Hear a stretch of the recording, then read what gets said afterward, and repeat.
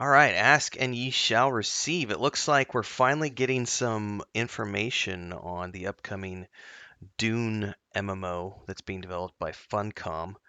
I have been watching this one with nervous anticipation because I love Dune. I hate Funcom as a developer outside of what they did with Secret World. I don't like any of their Conan games. I don't like survival games. I don't like PvP. So it makes me very nervous about this upcoming Dune MMO. But I'm also excited about it because it's Dune, and it's like I really want it to be a game that I can enjoy and play. And I'm following along with all their social announcements, the updates they've been putting out that are like pulling apart the pre-alpha trailer has been a lot of fun, and just kind of analyzing things like the navigator ships, and it's really making me want to reread the books, to be honest with you, because I haven't read those in a long time. And I don't know that the game's coming out this year, but they're definitely doing a really good marketing campaign. So here it says Spice Worms and Water. First details on survival systems in the upcoming Dune MMO. This is on PC Gamer. It says Dune Awakening will focus on a few tight core survival mechanics like shelter, traversal, and water, says creative director Joel Bylos. Now, I've not read this article yet. It popped up on my Facebook feed. It's like 5:20 p.m. on the 27th of February. I was literally wrapping up and getting ready to go take my shower. Saw this on my Facebook feed and said, "Oh, I need to go actually do a video around this, and then I'll take my shower and wind down." So let's see what they have to say here. It says, according to the writer, Christopher Livingston, he says, last week I spoke to Joel Bylos, creative director for the upcoming open world survival MMO Dune Awakening. We saw the first cinematic trailer last year, giving us a quick glimpse of Funcom's MMO based on the Dune novels by Frank Herbert and the 2020 film and the planned 2023 release. So even though it is based on the books, it's worth noting that the visuals of this game are very much based upon the Denis Villeneuve films, like the first film that came out in 2021 and the film that's coming out in 2023 later this year. I can't wait.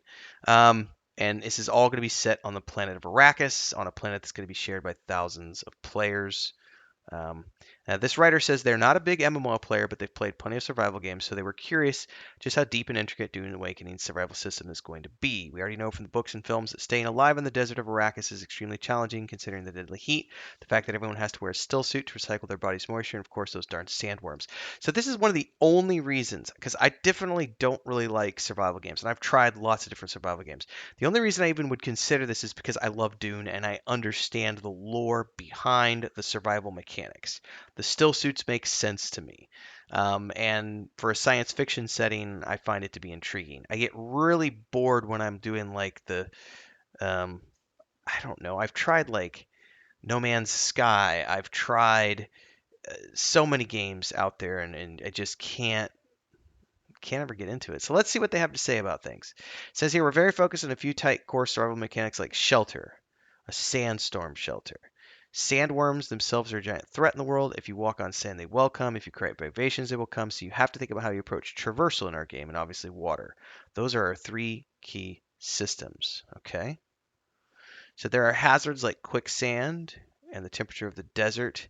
But it says Funcom wants players to have to consider and prepare for, but not be overly punished by. So we want players to feel these tensions all the time.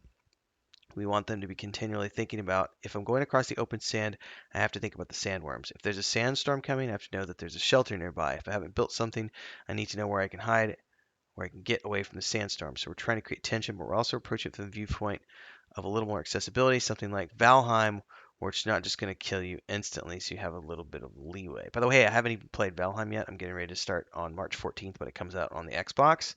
So if I like Valheim, which I'm hoping I will, because I enjoy Minecraft with my brother and my nephew. So maybe it's that I don't. It's not that I dislike all survival games. It's just some. Anyway. Um, Valheim did a few things, for example, to reject boring survival systems, make them more appealing for players who don't typically play survival games. Hi, I'm one of those people. Food, for instance, you'll never starve to death from not eating. Oh, that's amazing. While food remains, well, that says for Valheim. While food remains an important part of Valheim for maintaining your health and stamina, you can get by while neglecting it. That's the sort of idea Funcom is going for with its own survival system. It says here, we're not trying to punish the player by killing them if they don't take spice for a while, but we're trying to give them good reasons to maintain their spice levels. It says here there have been assumptions that have been there since the start of the survival genre because the first games did them that way. And anyone else sort of copied that. So we're rethinking some of those paradigms. So I would say that we want to create survival tensions, but don't punish them. Water is key to life. Spice is power. It says at the start of the game, players will have no affiliation with spice, but over time it will begin to permeate their bloodstream, which allows them to enhance their abilities and learn new skills. Okay, so it says you want to stay above a certain spice level to keep learning abilities. We're not trying to punish the player by killing them when they don't take spice full. We're trying to give them good reasons to maintain their spice level. Crafting is another big part of the survival genre, and they say it's going to work different from their other survival game, Conan Exiles. It says in Conan Exiles, you had a tech tree, and as you level up a character, you spend points in the tech tree, and that's the traditional arc. In Dune Awakening, you're actually going out looking for specific schematics that you can use to craft specific items. For example, if you have information that a botanical,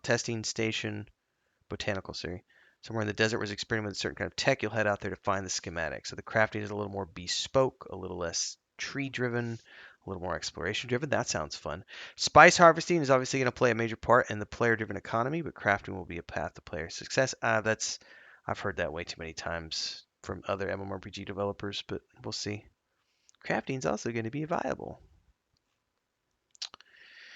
There's a pillar in the game we call infinite exploration, and the idea is that outside the shield wall, the sands shift during the Coriolis storms, and the entire map outside of that space changes. As the storm buries existing locations like testing stations or crashed spaceships, it will also reveal new ones. If you're the first player to visit one of these new locations, you might be the first to find a schematic no one else has found yet. That's interesting. And if it's a schematic for a type of gun that no one knows how to make, you take it back. You're the person who has the schematic. You can craft those guns and sell them in exchange. You're the only one who can craft them until the next time somebody finds a schematic, but that might not be for the next storm cycle. That's actually interesting. That sounds a lot like the crafting in Star Wars Galaxies back in the day. Still no announcement for a release date. But the second chapter of the Dune series is, I think, this fall at some point. I don't remember. It says we wouldn't be surprised if the MMO released around the same time as the movie. In the meantime, sign up for beta. I don't know. From what I've been seeing, pre-alpha footage and everything else, I don't know that it's that close to um, any sort of release. It could be. God, that is a really cool piece of concept art. I'm excited about this game. Like I said, I'm nervously waiting it because there's a part of me that's like it's Funcom, and I haven't liked their Conan games, but they sound like they're trying to do things a little bit different than their Funcom games. And it's Dune. I love Dune. I want this to be a good game desperately bad. I'm not hyped, I'm not like following it and hyped about it. I'm not like I am following their website and their social media, and I watch the things they produce. And I've done 3 or 4 videos here on my YouTube channel, but it's one of those things where I'm happy when I see things crop up um, because it maintains my interest and it keeps me in the loop and it lets me know that they're moving forward with things. I really hope it's something that they're going to be able to do in a fun way so that I can play it on the console because I really don't want to play it on the PC. They've said that they're going to have it for console and PC, so I'm really hoping that I can play it on my Xbox. It's one of the reasons I'm looking forward to Throne and Liberty, not because I think it's going to be a great game, but just because I'm looking for something that I can sit on the console with and just sit here in my chair and play for a few hours. I mean, if they could, the Dune MMO could be so good. Some of their mechanics sound interesting here. The crafting side of things sounds super cool with being able to go out and find schematics that no one else can get their hands on. Because that makes crafting, it means you can be a viable crafter in a way that I haven't seen in very many. I mean, honestly, it sounds like I said, it sounds really similar to what they did with Star Wars Galaxies, where only certain people could do certain schematics until someone finds something similar, and so you really can become known for making, the best filters or the best pistols or the best the best leggings or something on the server for however long that window of time is.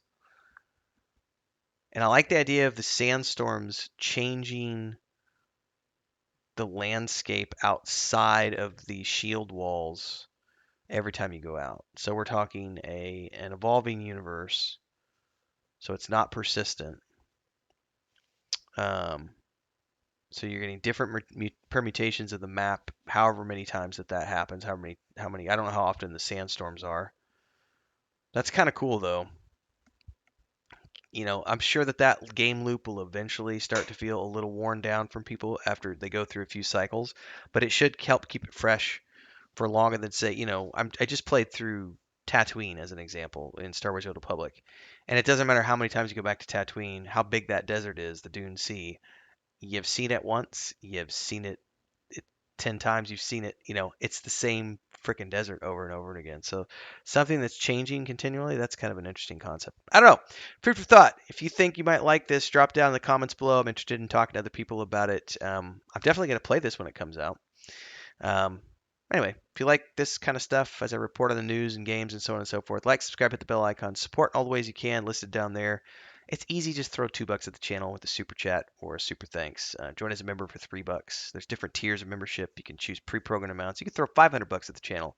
Some folks have thrown a lot. It's great. I appreciate the support. Keeps the lights on, keeps the cats fed, the air conditioning on. There's also a Patreon page. Links are down below to our Discord and stuff. See you next time, everybody. Happy gaming.